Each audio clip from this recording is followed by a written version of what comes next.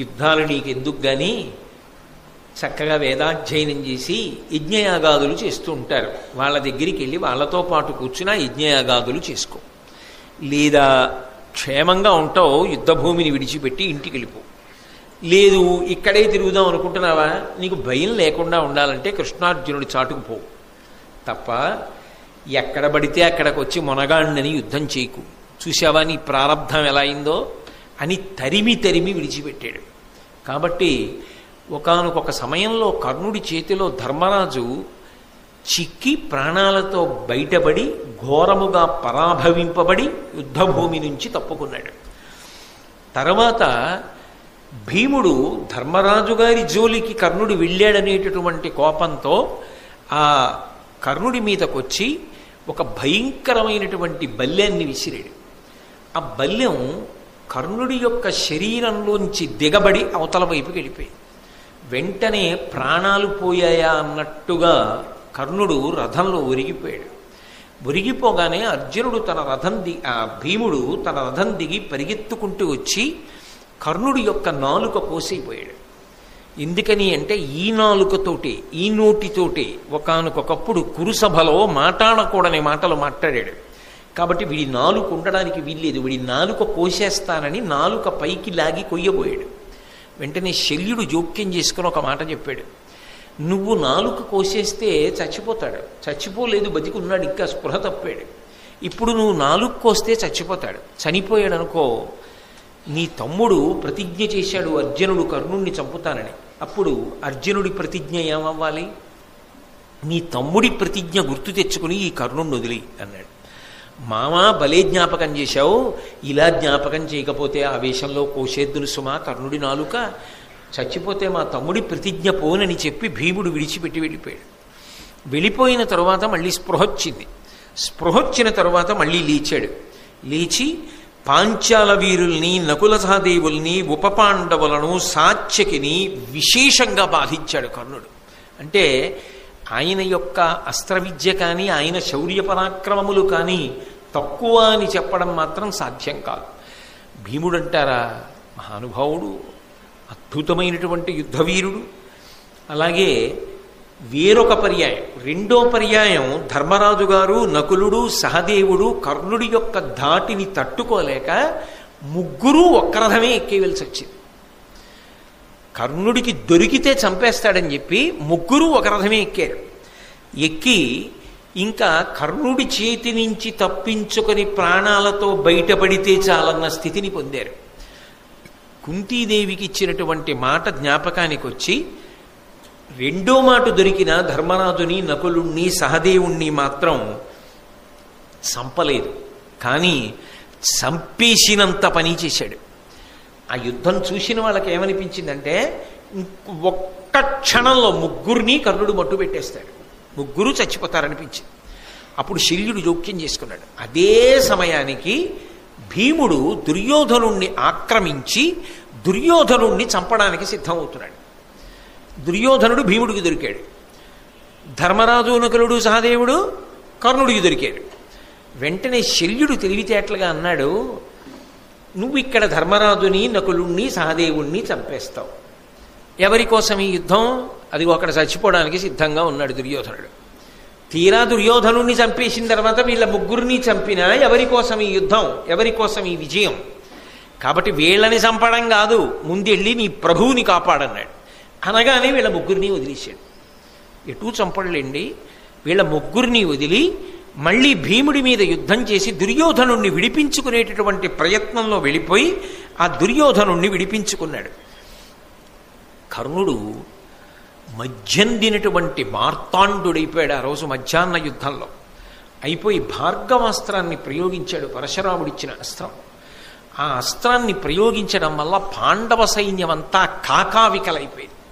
అయిపోయి అసలు యుద్ధభూమిలో నిలబడిన వారు లేరు, అందరూ విన్నిచ్చి పారిపోతున్నారు.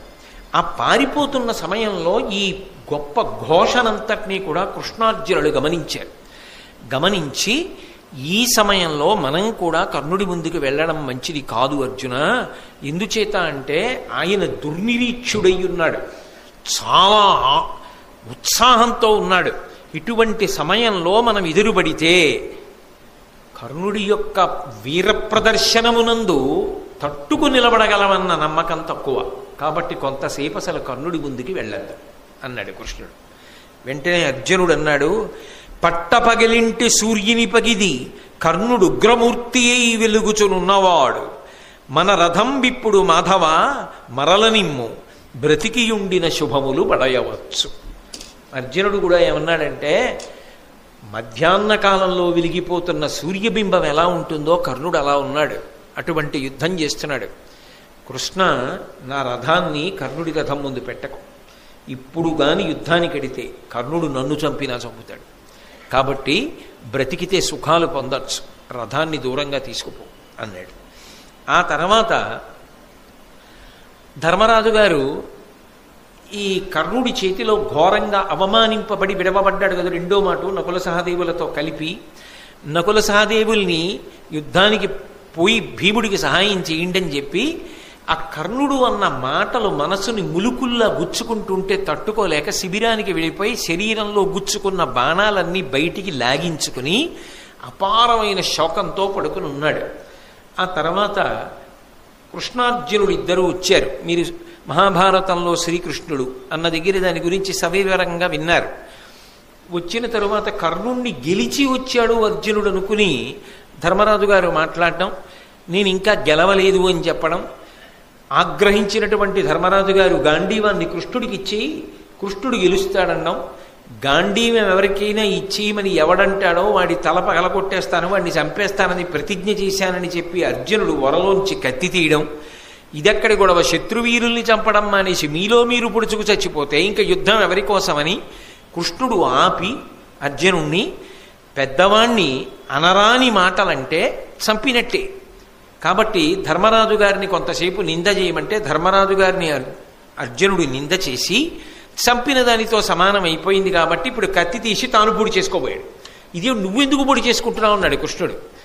ఇంతటి మహాత్ముడు ధర్మరాజు గారిని నిందించాను కాబట్టి ఈ శరీరంతో ఉండలేను, నేను పొడి చేసుకుంటానన్నాడు. నేను పొడి చేసుకుంటానంటే మళ్ళీ కృష్ణుడు జోక్యం చేసుకుని, ఎవడిని వాడు పొగుడుకుంటే వాడు మరణించినట్టే, కాబట్టి నిన్ను నీవు పొగిడేసుకో కాసేపు అన్నాడు.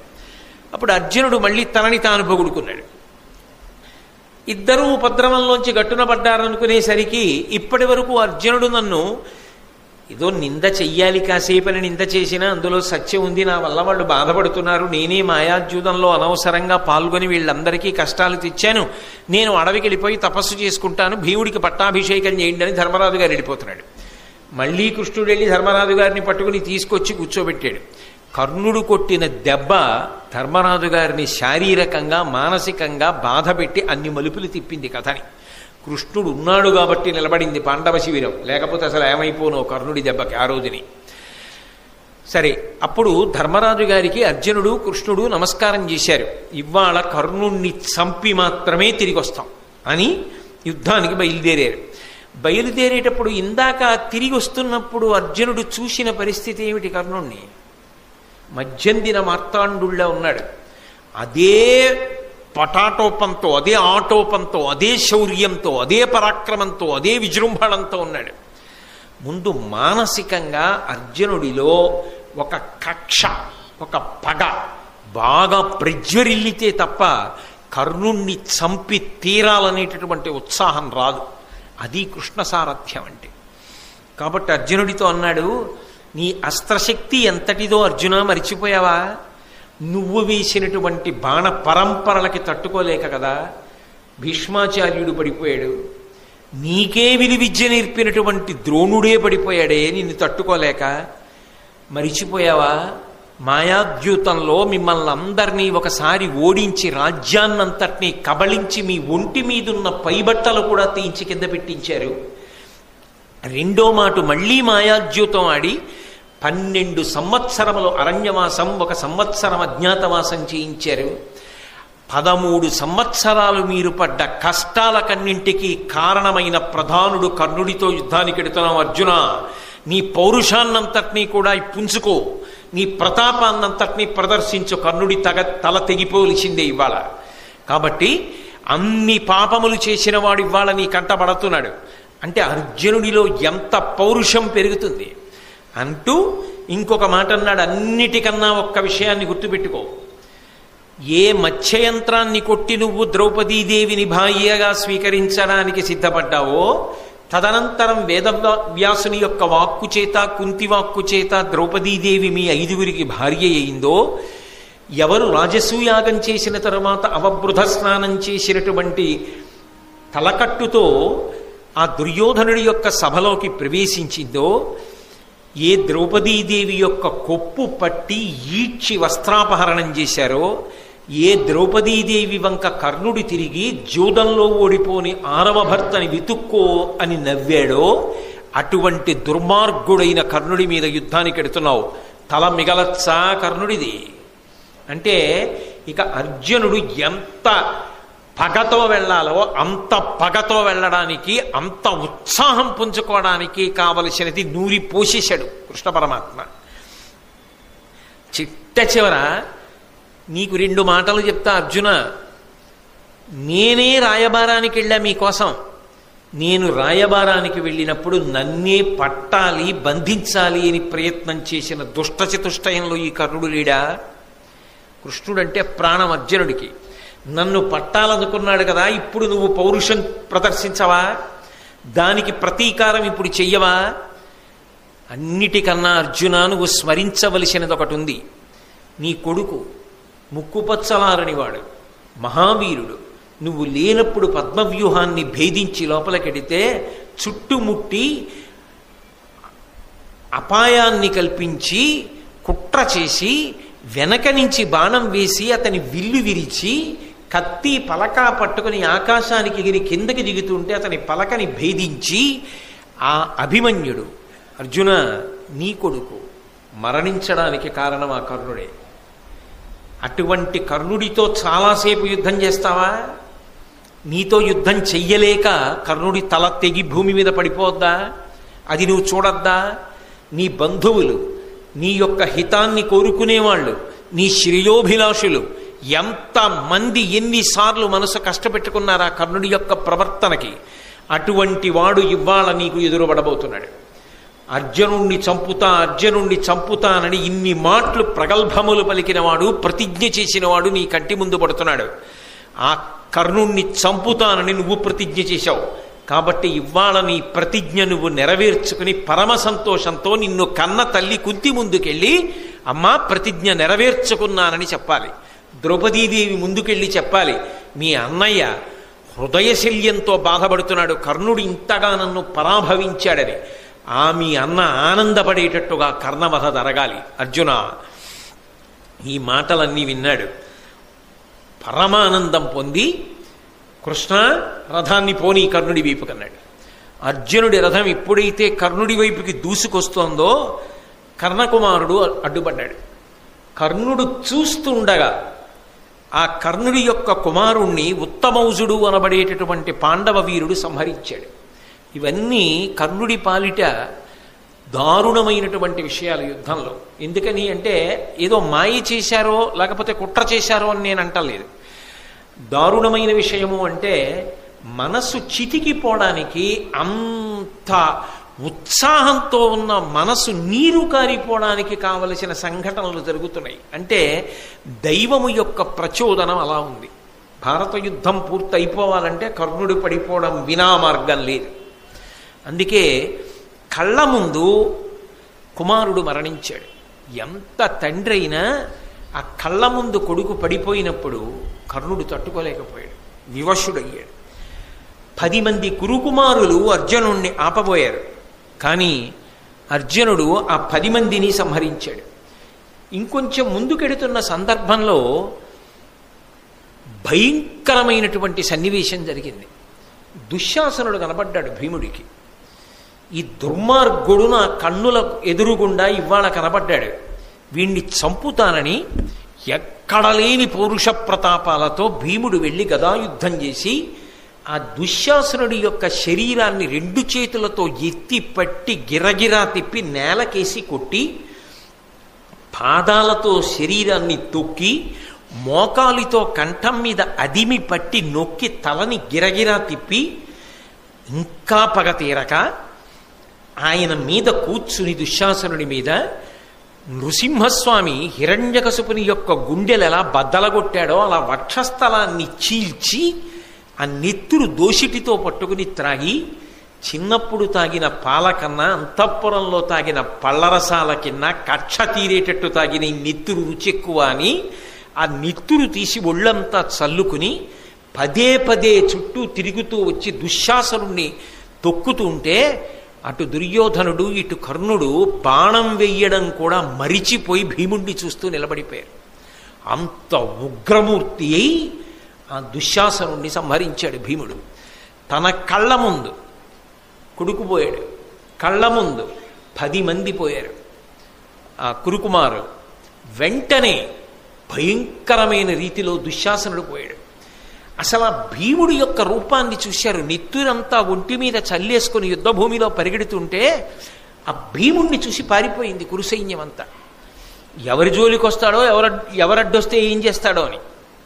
అటువంటి భీకర సమయంలో మనసంతా కదిలిపోయింది.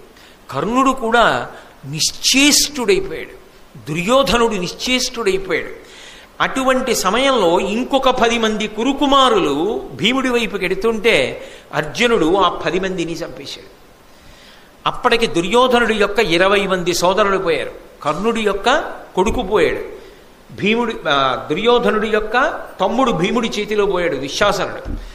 ఇన్ని వెంట వెంట వెంట వెంట వెంట వెంట ఒక్క క్షణంలో జరిగిపోతున్నాయి.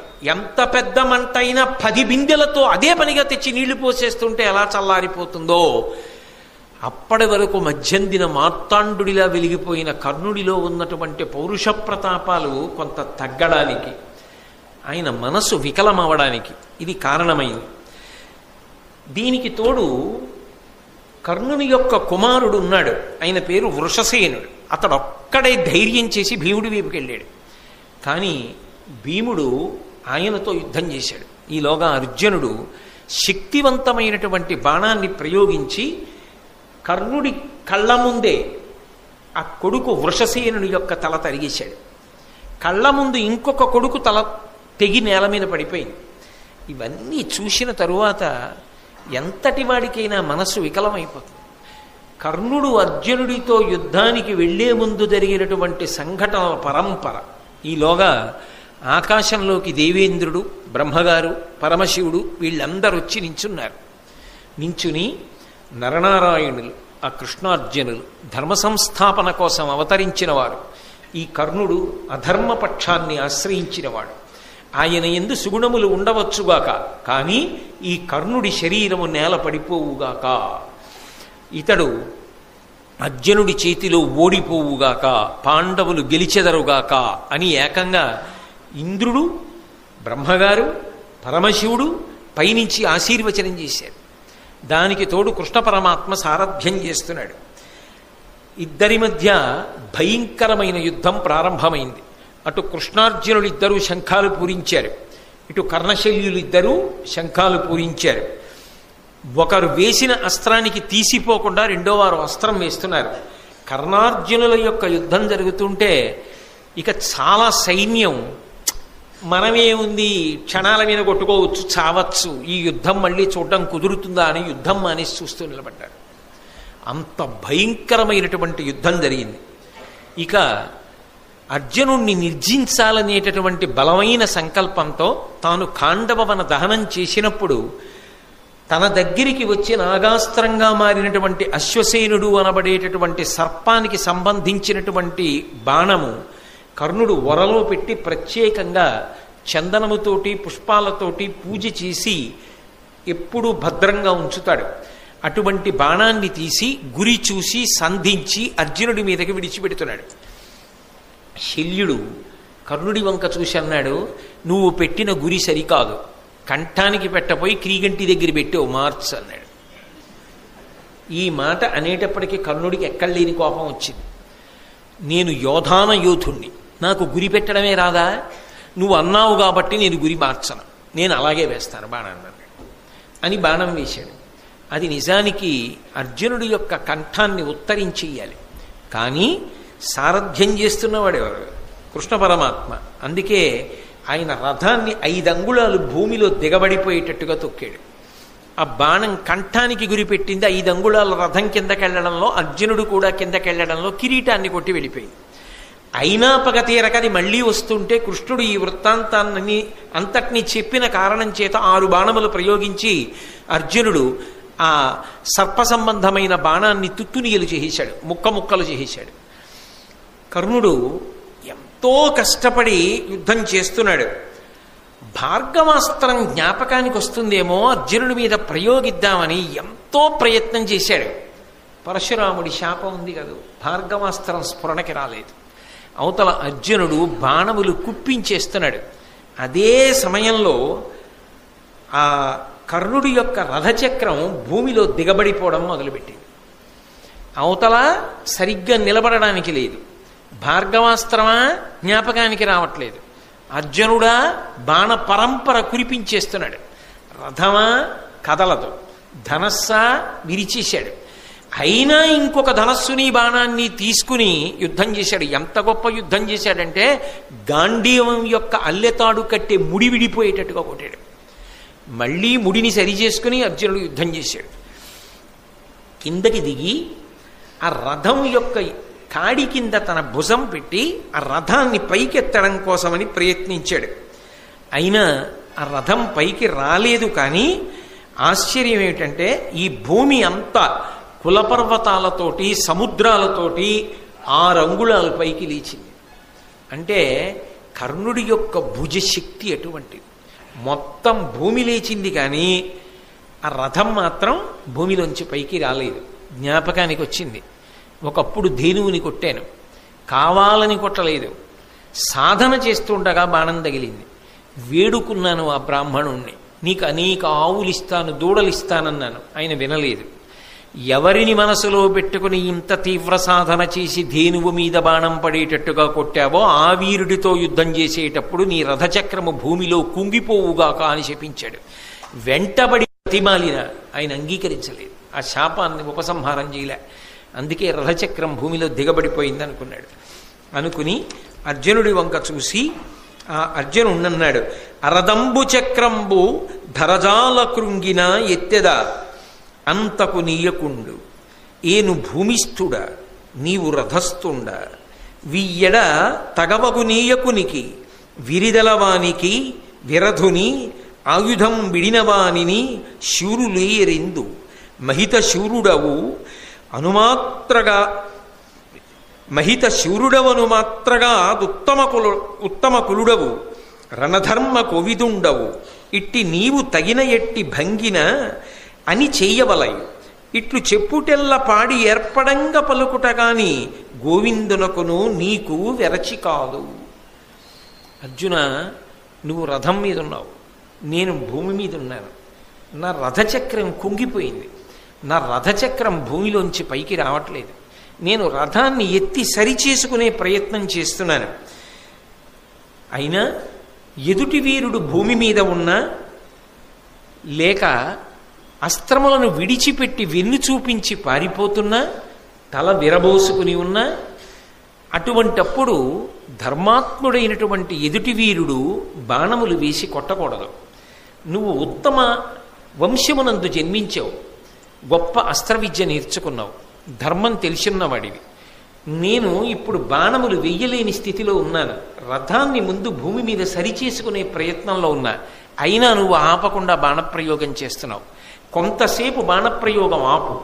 నీకో గోవిందుడికో భయపడి నేను ఈ మాట చెప్పట్లేదు, ధర్మం చెప్పాలి కాబట్టి చెప్తున్నాను అన్నాడు. అంటే కృష్ణ పరమాత్మ అన్నాడు, అబ్బా ఇప్పుడు ధర్మం జ్ఞాపకానికి వచ్చిందా?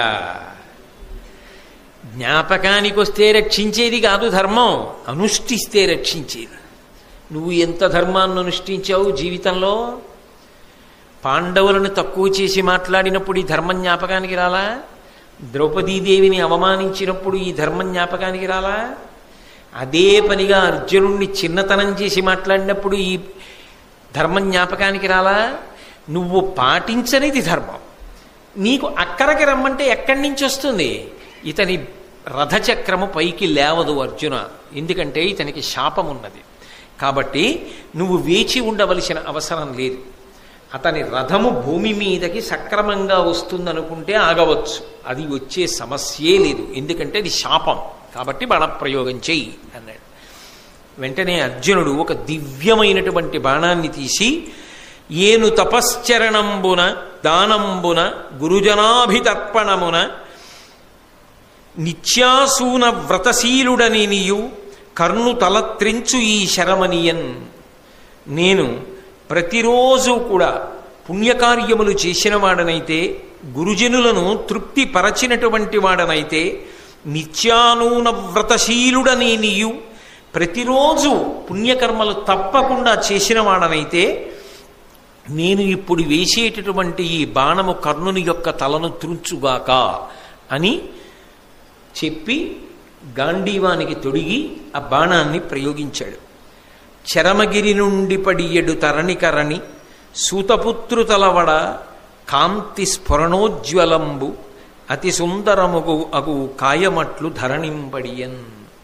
ఆ అర్జునుడు వేసినటువంటి బాణానికి కంఠం తెగిపోయి ఎంతో అందంగా ఉండేటటువంటి ఆ కర్ణుడి యొక్క తల బంగారు రంగు కలిగినటువంటి శరీరం నుంచి వేరైపోయి నిత్తురు కారుతూ భూమి మీద పడిపోయింది. ఆ శరీరం ఇంకొక పక్కకు పడిపోయింది. అధిప అంతన గనువిచ్చి అఖిల జనలు కనుగొనంగా ఆ యుజ్వల తనువు విడిచిచని సముద్దీప్తమైన తేజంబు వారిజాప్త బింబంబు సొచ్చే అత్యద్భుతముగా. పశ్చిమాద్రిన అస్తమించడానికి సిద్ధపడుతూ ఎరుపు రంగుని పుంజుకుంటున్నటువంటి సూర్యబింబంలోకి కర్ణుడి శరీరంలోంచి ఒక దివ్యమైనటువంటి కాంతి వెళ్ళి కలిసిపోయింది.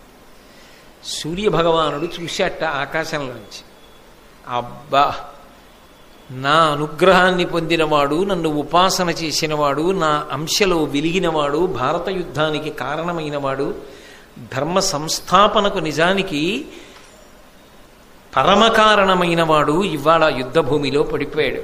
తల తెగి నెత్తురు కారుతుండగా అలా పడిపోయాడు. ఎవడు రథం మీద నిలబడి ఉండగా భార్గవాస్త్ర ప్రయోగం చేశాడో, ఎవడు పాండవ సైన్యాన్ని కాకావికలు చేశాడో, వాడు లేని రథం ఇప్పుడు మాత్రం ఆ చక్రం భూమి మీదకి మళ్ళీ మామూలుగా వచ్చేసింది అని. ఎంతైనా మరి కొడుకు కదా కర్ణుడు, కిరణములు చేతులు కదా సూర్యుడికి, తల తెగిపోయినటువంటి కర్ణుడి శరీరాన్ని ముట్టుకున్నాయి కదా, స్నానం చేయాలని సముద్రంలోకి సూర్యుడు దిగిపోయాడా అన్నట్టుగా బింబం అస్తమించింది. ముఖం ఎర్రబడి శల్యుడు ఖాళీ రథాన్ని తోలుకుని దుర్యోధనుడి దగ్గరికి వెళ్ళిపోయాడు. కౌరవ సైన్యం అంతా కాకావికలై చెల్లాచెదరైపోయింది. ఇక దుర్యోధనుడి పరిస్థితి చెప్పడానికి ఏముంటుంది? కర్ణుడితో వెళ్ళిన రథం, ఆశలు పెట్టుకున్న రథం కర్ణుడు లేకుండా ఒక్కటే తిరిగి వచ్చేసింది. అప్పుడు అన్నాడు శల్యుడు, ఇప్పటిదాకా ఎక్కడా చూడలేదో ఈ దుర్యోధన ఇటువంటి యుద్ధం. ఏమి యుద్ధం చేశాడయా కర్ణుడు? మనుష్యులు ఏమిటయా, దేవతలు వచ్చి ఆకాశంలో నిలబడి చూశారు ఆయన చేసిన యుద్ధాన్ని. కర్ణుడు ధన్యుడు, మహాత్ముడు, మహానుభావుడు, అంత గొప్ప యుద్ధం చేశాడు. ఇన్ని శాపాలుండి కూడా హరివీర భయంకరుడ యుద్ధం చేశాడు. అన్నిటికన్నా గొప్ప విషయం ఏమిటంటే ఆయన చేసిన యుద్ధానికి కృష్ణార్జునులు కూడా తెల్లబోయి తడబడ్డారు. నిజం కదా మరి, అన్నాడుగా బతికియుండిన సుఖములు బడయవచ్చు అన్నాడు అర్జునుడు. అంత గొప్ప యుద్ధం చేసి అస్తమించాడు.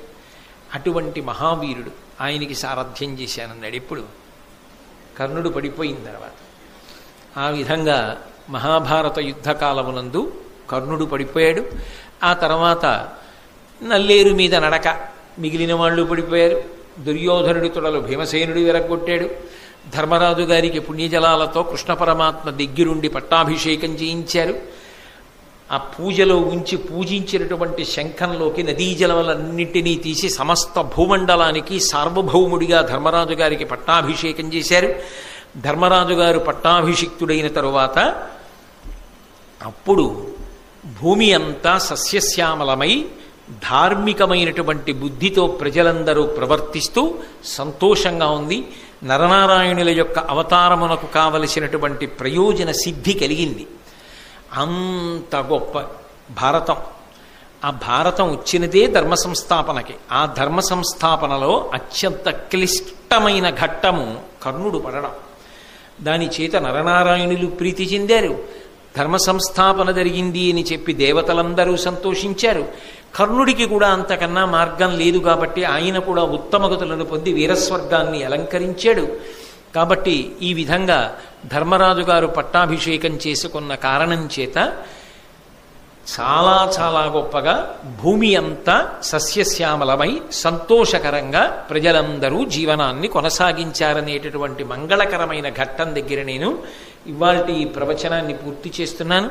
కానీ ఒక్కటి చెప్తారు పెద్దలు, మహాభారతంలో కర్ణుడు చాలా చాలా గొప్ప విషయం, అది వినడం, అది చెప్పడం కూడా అభ్యున్నతికి హేతువు అంటారు. కర్ణ వధ కూడా అంత చాలా గొప్పది అని చెప్తారు. చాలా ఆశ్చర్యకరంగా ఇవాళ నేను కర్ణవధ చెప్పాలి అని తెల్లవారు కట్ట లేచి అయ్యో కర్ణుడు పడిపోవడం చెప్పాలి, ఇవాళ కర్ణుడు పడిపోవడం చెప్పాలి అని మానసికంగా సిద్ధపడుతున్నా. ఎందుకంటే అటువంటి క్లిష్టమైన విషయం చెప్పడం నాకు బాధాకరమే. నేను సభలో పంచుకోలేను. కానీ మహాభారతము ఎంత శక్తివంతమైనదో నాకు ఇవాళ అనేక సందర్భాల్లో నిరూపణమైంది. నేను అటువంటి సందర్భాలు జరిగినప్పుడు నా భార్యని పిలిచి చూపించాను కూడా. చూసావా మహాభారతం ఎంత శక్తివంతం, ఎంత ఆశ్చర్యకరమైన విషయాలు జరుగుతున్నాయో చూసావా అని నేను నా భార్యతో పంచుకున్నాను. అంటే ఇవాళ నేను ఎప్పుడూ రానివాడిని సభకి ఆలస్యం అయ్యానంటే నా ప్రమేయం లేకుండా ఇవాళ చాలాసేపు గోశాలలో ధ్యానమందిరం దగ్గర కృష్ణ భగవానుడి దగ్గర నన్ను అట్టిపెట్టిన తరువాత పరమాత్మ ఈ ఘట్టాన్ని పూర్తి చేయడానికి పంపించాడు. అంటే అది సామాన్యమైన ఘట్టం కాదు. మహాభారతంలో కర్ణుడి పాత్ర పరిశీలనం అంత గొప్పది అని పెద్దలు ఎందుకు చెప్తారో స్వానుభవంలో నాకు అర్థమైంది. ఇది నేను కేవలంగా ఈ విషయాలు సభలో పంచుకోలేను. కానీ కొంతవరకు మీరు ఆ నమ్మకం కలిగిన వారు, ఆ సద్బుద్ధి కలిగిన వారు కాబట్టి ఈ రెండు మాటలు చెప్పకుండా ఉండలేక చెప్పాను. ఈసారి ఫిబ్రవరి 27వ తారీఖున ప్రారంభం చేసినటువంటి భారత ప్రవచనం ఇవాల్టితో పూర్తయిపోయింది. మళ్ళీ వేరొక పర్యాయం మహాభారతాన్ని ప్రారంభం చేసినప్పుడు ఏ మహానుభావుడి గురించి విన్న కారణం చేత అపారమైనటువంటి పుణ్యం కలుగుతుందని పెద్దలు చెప్తారో, ఎవరి గురించి విన్న కారణం చేత తేజస్సు లభిస్తుందో, ఎవరి గురించి విన్న కారణం చేత కృష్ణ పరమాత్మ మహదానందాన్ని పొందుతాడో అటువంటి ధర్మరాజు గారితో ప్రారంభం చేస్తాను. మళ్ళీ మహాభారత ప్రవచనం ఇప్పుడు ప్రారంభం చేస్తాను అన్న విషయాన్ని నేను ఇప్పుడు ప్రకటించలేను. కానీ ఆ తేదీ ప్రకటింపబడవలసిన సమయం ఆసన్నమైనప్పుడు గోపాలకృష్ణ గారు దాన్ని మీకు అందరికీ అందుబాటులోకి వచ్చేటట్టుగా చూస్తారు. కాబట్టి ఇవాల్టితో ఈ ప్రవచనాలు పూర్తి చేసినట్టు. మంగళాశాసనపరై వేదాచార్య పురోగమై సర్వైశ్చ పూర్వైరాచార్యై సత్కృతాయాస్తు మంగళం. మంగళం కోసలేంద్రాయ మహనీయ గుణాత్మనే చక్రవర్తి తనూజాయ సర్వభౌమాయ మంగళం. ఉమాకాంతాయ కాంతాయ కామితార్థప్రదాయినే శ్రీగిరీశాయ దేవాయ మలినాథాయ మంగళం. సర్వం శ్రీ ఉమామహేశ్వర పరబ్రహ్మార్పణమస్తు. స్వస్తి.